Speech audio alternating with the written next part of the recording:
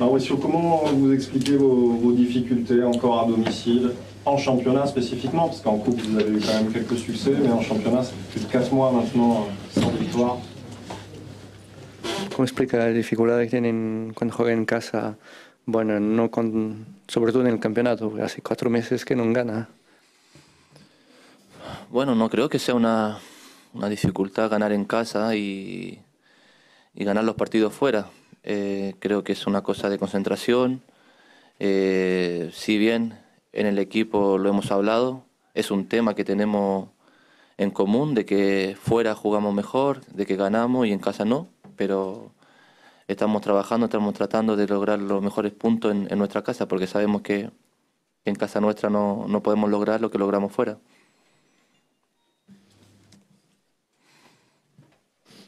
Alors, je ne crois pas vraiment qu'il soit vraiment une difficulté de gagner à domicile. C'est une question de concentration que l'on doit avoir. Il est vrai que c'est une thématique dont on parle beaucoup, de ces matchs qu'on ne gagne pas à domicile et qu'on gagne à l'extérieur. Mais je pense qu'on peut gagner le maximum de points maintenant à domicile. Si c'était un problème mental, est-ce que la victoire face à Montpellier, même si c'était pas un championnat, vous redonne de la confiance? No, mental, es difícil saber si es una actitud mental o de confianza. Yo creo que esas cosas en nuestro equipo están. Sabemos que tenemos un equipo, digamos, joven, pero con 2 o 3 jugadores con mucha experiencia.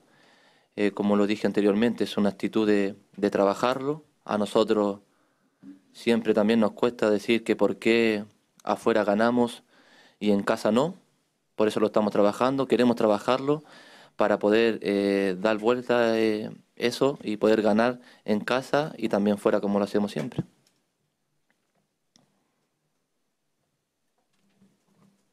Bon, c'est difficile vraiment de savoir s'il s'agit vraiment d'une attitude mentale, si c'est une question de confiance. Nous savons que notre équipe est une équipe jeune, bien que nous avons 2-3 joueurs expérimentés. Il y a cette attitude que l'on doit travailler. C'est difficile de dire que l'on va gagner à l'extérieur, mais on travaille là-dessus et pour vraiment pouvoir gagner comme nous gagnons à domicile. Mauricio, il va y avoir un absent de marque pendant quelques matchs, c'est Lassana Diarra.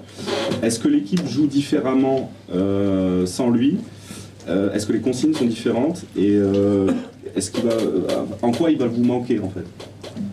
Que Diarra no puede jugar, que ustedes juegan sin Diarra, que van a jugar de algo diferente, que hay unas indicaciones distintas que en el partido, en el juego. Bueno, yo creo que para mí, como para todo el equipo, la ausencia de Las siempre va a ser difícil. Es el jugador más importante junto al capitán. Son jugadores que siempre han estado a buen rendimiento y cuando están ellos en el campo es un aporte tremendo para nosotros. Pero si bien en algunos partidos nos ha faltado la ausencia de cuando no juega Las y hemos hecho las cosas bien, a veces ha jugado Lucas, a veces ha jugado Romao, tratamos de hacerlo bien, pero sí sabemos que cuando no está Las es una ausencia muy grande para el equipo.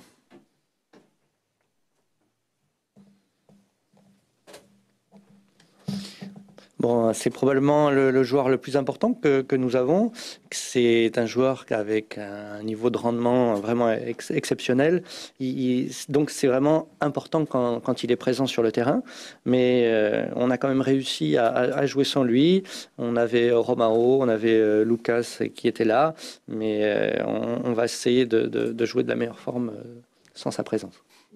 Ton rôle est différent quand tu joues avec Las ou que tu joues avec Romao, comme ça a été à Lyon. On te demande autre chose, peut-être de plus prendre le jeu, plus relancer vers l'avant. Usted, bueno, tiene un papel distinto cuando juega con Las y cuando juega sin Las. Tiene que jugar un poco más adelantado, como es la organización. Bueno, sí, cuando juego con Las es una posición mucho más adelantada, dejando un poco más atrás a Las. A veces igual nos cambiamos de sector para que él también haga la otra pega, digamos, pero con Romao en León, la diferencia era esa, era tratar de dejar a Romao un poco más más cerca de los defensores, tanto como de Nico como de Rolando, y yo estar un poco más arriba.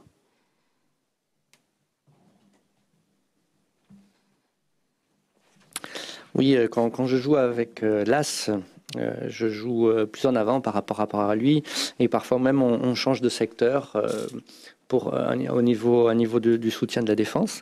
Quand je joue avec Romain, par exemple le match que nous avons eu contre Lyon, Romain était plus proche des défenseurs et moi je jouais plus haut. On voit que vous êtes clairement plus à l'aise à l'extérieur quand vous n'avez pas à faire le jeu. Vous jouez beaucoup plus en contre-attaque, avec un jeu plus direct. Là, contre Lille, vous risquez de devoir faire le jeu. Et comment vous allez vous y prendre pour déstabiliser cette équipe de Lille qui risque de venir pour avant tout bien défendre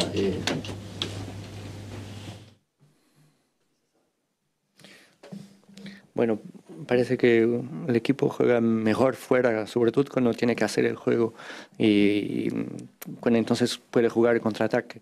Pero contra Lille, que es necesario jugar haciendo el juego, ¿cómo usted piensa que es posible destabilizar el equipo de Lille? Yo creo que no estamos tan preocupados de armar nuestro juego o de demostrar el juego que tenemos. Yo creo que tanto fuera como en casa tratamos de mostrar lo mejor, jugar al fútbol, llegar lo más rápido posible adelante, tenemos jugadores muy rápido adelante. Yo creo que lo que más preocupa es la concentración, de llegar siempre concentrado, porque lo que más nos cuesta es ganar en casa, y eso es lo que tenemos que hacer. El juego lo vamos a hacer de la misma forma de siempre, demostrando el fútbol, demostrando concentración y tratar de ganar, que es lo que creo que lo único que nos falta en este sentido es tratar de sacar más puntos en casa, solamente eso.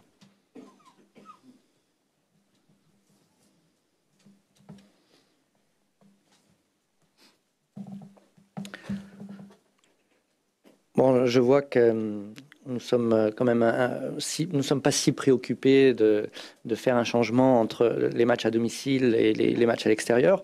On veut juste montrer le meilleur qu'on a. On veut arriver en effet le plus vite possible sur l'avant du terrain, la partie haute du terrain. Nous essayons ce qui est, je pense, le plus important pour nous, c'est le niveau de la concentration. C'est le plus important pour nous, actuellement, c'est en effet gagner à domicile, mais je pense qu'on jouera de manière similaire aux autres matchs. Il n'y aura pas un grand changement d'attitude. Il y aura surtout plus de concentration, essayer de gagner les matchs, parce que la seule chose qui nous manque, c'est vraiment gagner ces points à domicile. La question, la question est peut-être un peu délicate, mais toi qui as connu d'autres championnats, d'autres pays, comment tu juges l'arbitrage français? Est-ce que qui fait polémique en ce moment, est-ce que tu le trouves un petit peu plus mauvais, voire moins bon, ou plutôt moins bon qu'ailleurs? Ou est-ce que c'est les mêmes arbitrages pour toi un peu partout en Europe, voire en Amérique du Sud, pour ce que tu as connu? Bien, una temática un poco delicada, pero como usted ve los otros campeonatos que usted ya conoce, ¿cómo es el arbitraje aquí en Francia? ¿Cómo usted ve? Porque aquí en Francia es un poco polémico esta temática. ¿Es peor que fuera? ¿Es peor que o igual como en Sudamérica? Bueno, no soy una persona que habla mucho del arbitraje, pero creo que hay miles de partidos en todo el mundo y no siempre los árbitros van a ser perfectos. En algunos partidos se tienen que equivocar, en algunas jugadas se tienen que equivocar. Si bien he tenido la oportunidad de jugar en Italia y de jugar en Inglaterra, y creo que en todos los países es casi igual. Hay polémica, hay roces, a veces los árbitros se equivocan, a veces te favorecen, a veces puede ayudar al Marsella o puede ayudar al Lyon, como tuvo en el partido. Siempre así, es un trabajo difícil también para los árbitros, pero creo que en Francia es un arbitraje normal. Lo que más me ha costado sinceramente es el arbitraje de Inglaterra, porque te dejan jugar mucho más. Des grands gardiens. Désolé. Bon, je ne suis pas vraiment quelqu'un qui parle beaucoup sur cette thématique de l'arbitrage. Bon, je pense que parfois il y a des erreurs, et ça on peut le voir dans les milliers de matchs que l'on peut voir de par le monde. Bon, j'ai déjà vu des matchs, que ce soit en Italie, que ce soit en Angleterre, et dans tous les pays, c'est une question qui est toujours très polémique. Il y a des erreurs qui sont commises par l'arbitrage. Une fois, une équipe peut être favorisée, comme ça peut être le cas de l'OM, comme ça peut être le cas de Lyon, par exemple, quand on a vu le dernier match. Mais c'est toujours comme ça. C'est un travail difficile quand même pour les arbitres. Et je pense qu'en France aussi, c'est quelque chose de normal. Je pourrais dire seulement que la seule différence, on peut le voir, c'est vraiment en Angleterre, où les arbitres laissent plus jouer. Sur Lassana Diarra. Lassana Diarra, c'est le patron du jeu. Et je voulais vous demander, qui est le patron en l'absence de Lassana Diarra? Est-ce que c'est plutôt Cabella? Est-ce que c'est vous? ¿Quién es el boss, el jefe del equipo cuando Diarra no juega? Porque habitualmente podemos decir que es él, pero cuando no juega, ¿quién es? ¿Es Cabela? No, yo creo que, a ver, si bien es un equipo joven, y para mí hay dos jugadores que son irreemplazables en este equipo, que son jugadores que pueden jugar en cualquier equipo del mundo, el equipo, digamos, los mejores equipos del mundo, que son nuestro capitán y Las. No, son los dos jugadores fundamentales que tenemos.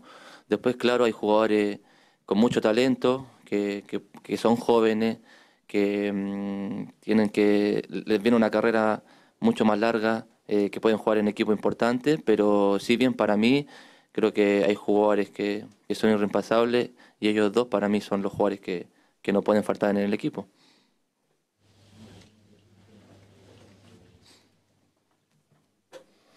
Bon, nous avons une équipe qui est jeune.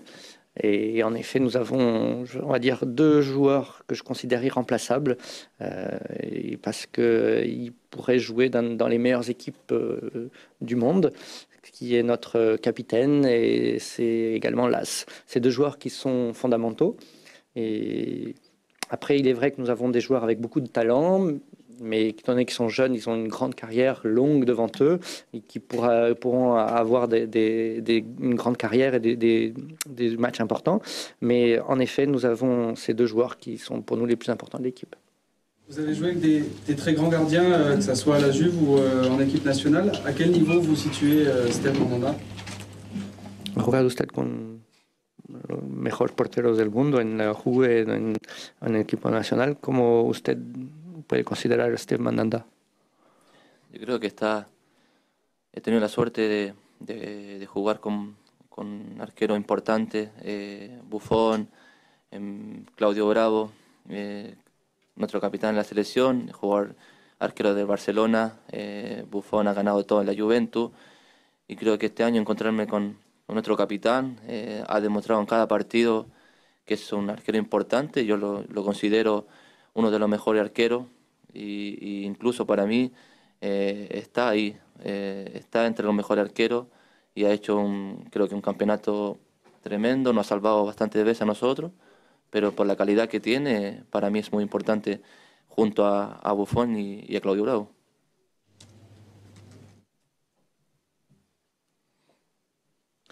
Bon, c'est vrai qu'au fil de ma carrière, j'ai joué avec des grands gardiens, que ce soit Bravo, que ce soit Buffon avec la Juventus. Et je peux considérer que Steve Mandanda est un gardien qui est très important pour nous. C'est l'un des meilleurs que nous avons. Et on peut même considérer qu'il est parmi des meilleurs qui existent. Et il nous a sauvés à plusieurs reprises dans les derniers matchs. Donc oui, je peux le mettre parmi les meilleurs avec Bravo et avec Buffon. On a l'impression des fois qu'il souffre d'un déficit de notoriété. Est-ce qu'avant de venir en France, Mandanda, c'était un nom qui te parlait, c'était un gardien que tu connaissais bien? Que parece que tiene un poco falta de notoriedad. ¿Usted ya lo conocía antes de venir aquí en l'Olympique de Marseille? Sí, lo conocía, era un jugador conocido. Tuve la oportunidad de años atrás jugar contra la selección francesa por Chile. Él si bien estaba de suplente en la selección de Francia, pero es un arquero conocido en Chile también, por el hecho también desde que llegó Marcelo Bielsa. En Chile se sigue mucho el fútbol del entrenador, por lo bien que hizo en Chile, y muchos jugadores de Marsella son muy nombrados en el país y creo que en el mundo también.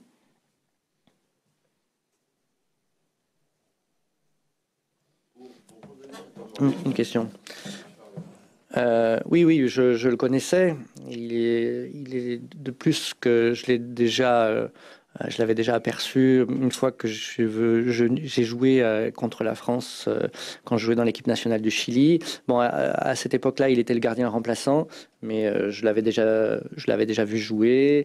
C'est un gardien qui est connu au Chili, également parce que Bielsa a entraîné l'OM. Et les gens ont suivi son travail qu'il a réalisé ici, et beaucoup de joueurs sont connus au Chili et aussi dans le monde entier. Oui, pour revenir d'un mot sur l'AS, son importance est d'abord due à sa qualité technique, à son expérience ou au rôle qu'il a de conseil, y compris dans le vestiaire. Comment tu le définis, toi? Bueno, ¿cómo se define la importancia del AS? ¿Es debido a sus características técnicas que tiene, su experiencia que tiene, o entonces la importancia del consejo que da a los otros jugadores de la plantilla? Yo creo que es todo un círculo de características buenas que tiene.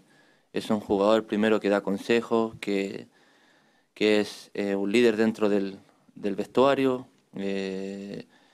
Después, dentro del campo, no es solamente un jugador con técnica, es un jugador con garra, un jugador que corre, que lucha. A mí me llama la atención que a su edad todo lo que corre, todo lo que juega, todo lo que demuestra.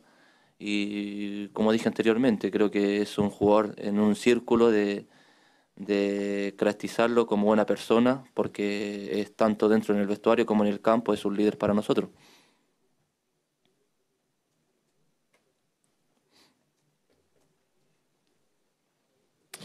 Bon, c'est un tout, c'est un ensemble de caractéristiques, que ce soit au niveau du conseil qu'il donne, que ce soit sa posture qu'il a de leader que nous avons dans le vestiaire.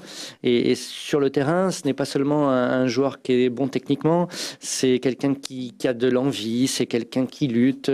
Je suis toujours impressionné de ce qu'il court sur le terrain, c'est vraiment et de ce qu'il démontre également sur le terrain. Donc on peut dire que c'est un ensemble. Et c'est également une bonne personne. C'est pour ça qu'il est très important sur le terrain, il est très important dans le vestiaire, et on peut considérer donc que c'est un leader. Mauricio, à domicile, les affluences sont plutôt en baisse cette saison. L'année dernière, tu l'as pas connu, mais il y avait quand même une ambiance très bonne avec Marcelo Bielsa.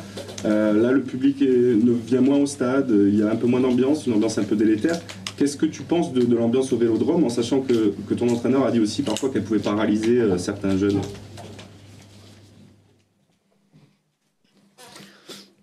Bueno, este año no sé si ha visto que hay mucho menos gente que viene a ver los partidos al estadio Velodrome, y el año pasado había mucho más gente ya con Bielsa.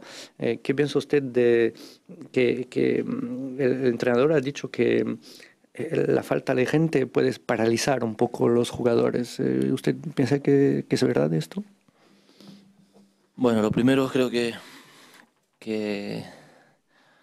para que la hinchada, digamos, el tifosi o como se diga, la gente para ir al estadio, uno tiene que demostrarlo, tiene que hacer las cosas bien. Nosotros como jugadores tratamos de trabajar, de ganar los partidos, así siempre viene mucho más gente a apoyarnos.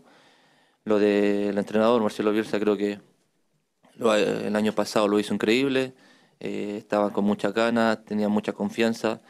Si bien este año creo que ha sido todo nuevo, nadie pensaba que el entrenador se iba a ir, llega un entrenador nuevo, con muchos jugadores nuevos, con muchos jugadores jóvenes, si bien al Marsella también se le fueron jugadores importantes. Entonces todo es un tema, empezar de nuevo, pero si uno gana, si suma puntos, creo que la mayoría de las veces puede venir mucho más gente al estadio.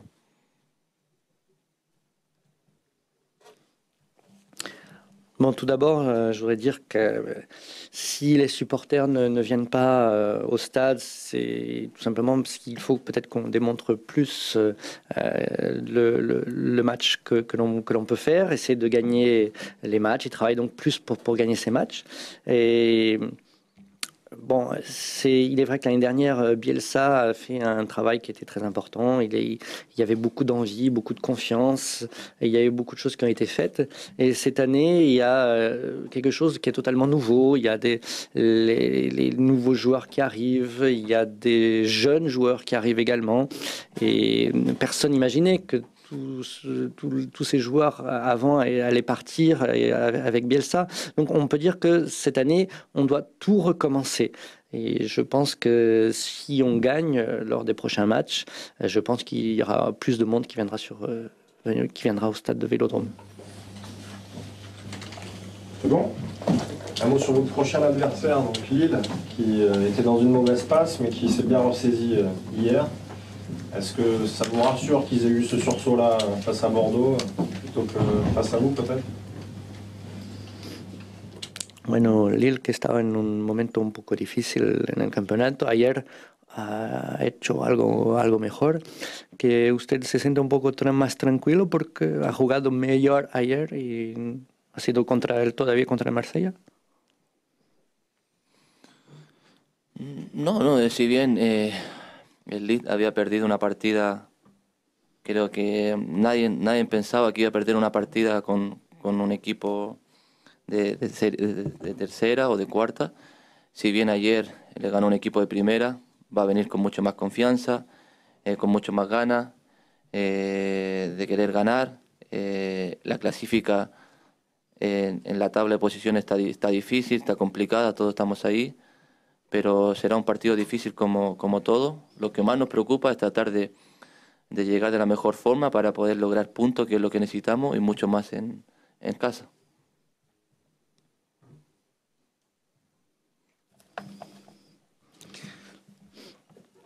Bon, il est vrai que Lille avait perdu un match, il me semble, contre une équipe de 3e ou 4e division, mais on a vu que hier, ils ont gagné contre une équipe de première division, donc ils ont plus de confiance, ils ont plus d'envie.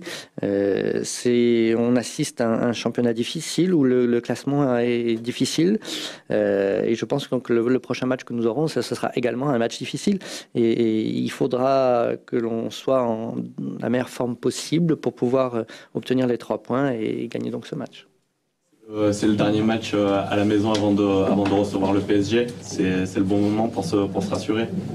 Último partido antes de jugar contra el Paris Saint-Germain es un buen momento entonces para tranquilizarse. Bueno, hay que pensar en cada partido. Si bien creo que acá en Francia, bueno, a mí lo que me ha llamado la atención siempre que Marsella, los partidos que más quieren jugar o que la hinchada quiere ver es Marsella-León o Marsella-Paris Saint-Germain. Pero si se viene un partido importante, vamos a pensar en el partido del viernes. Todos queremos ganar un partido también importante cuando juguemos contra el Paris Saint-Germain, pero vamos a pensar lo que viene ahora, es el Leeds, y después vamos a llegar trataremos de llegar a la mejor forma a uno de los partidos más importantes para nosotros y creo que para la Liga también.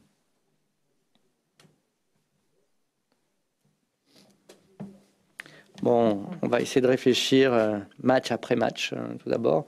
Oui, j'ai un ami qui m'a dit que ce soit les joueurs, que ce soit les supporters, tout le monde devait être présent pour ce match contre PSG ou contre les matchs qui existent contre Lyon. Mais même si on veut gagner contre le Paris Saint-Germain, en tout cas faire le meilleur résultat possible, il faut d'abord penser à Lille pour pouvoir arriver avec la meilleure forme possible contre le PSG, pour pouvoir avoir donc ce match qui est peut-être un des plus importants du championnat.